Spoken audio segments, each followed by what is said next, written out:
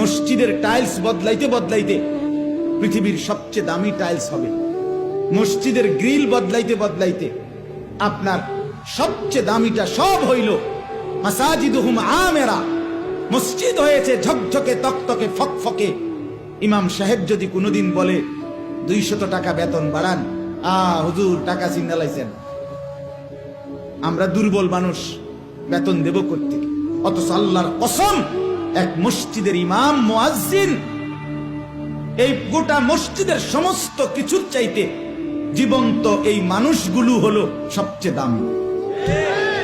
উচিত ছিল তাকে কদর করা, উচিত ছিল তাকে কদর করা। এটা ইনসাফ ছিল, আপনি তাকে কদর করলেন। কোরআনুল কারীমের মধ্যে আছে অনুরিদু আন নামুন্না আলাল্লাযীনা ইসতুদঈফু ফিল আরদ ওয়া নাজআলুহুম আইম্মা। কোরআনের সরাসরি আয়াত।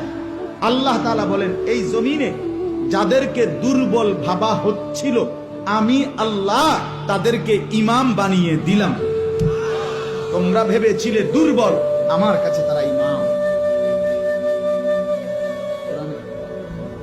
তুমি কি ভাবছো বেটা?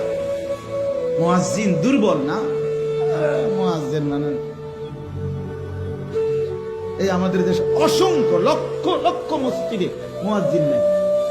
আজকে 200 বছর ধরে বুড়া বেড়া একজন আজান দেয়।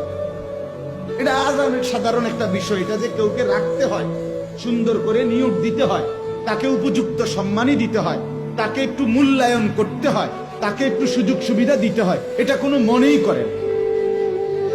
এই আজ 75 বছর উনার বয়স, 83 বছর উনার বয়স, ওই বেটা রেডিয়া রাখছে আজান দিতে। ওই বেটা এরকম করে এটা নিয়ে আজান বলেন না কেন? আজানের মধ্যে কোনো শুদ্ধ অশুদ্ধতার কিছু নাই। আজান একটা হইলেই হইল। একামতের মধ্যে কোনো শুদ্ধ অশুদ্ধতার কিছু নাই। এটা একটা হইলেই হইল নাকি?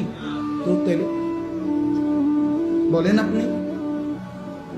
এই জন্য আমার কথা সাফ, অনুপযুক্তকে রাখবেন কেন? উপযুক্তকে মূল্যায়ন করবেন না কেন? কথা বলেন না কেন? অনুপযুক্তকে রাখলেন কেন আর উপযুক্তকে মূল্যায়ন করলেন না কেন? ইনসাফ করেন। এই জন্য বাপ, আমার প্রথম কথা হলো এটা।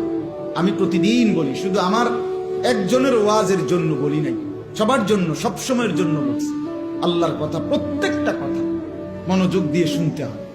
কসম আল্লাহর, তাইলে ধীরে ধীরে জিন্দেগি বদলায়। যুবক ভাই তাহলে বদলায়।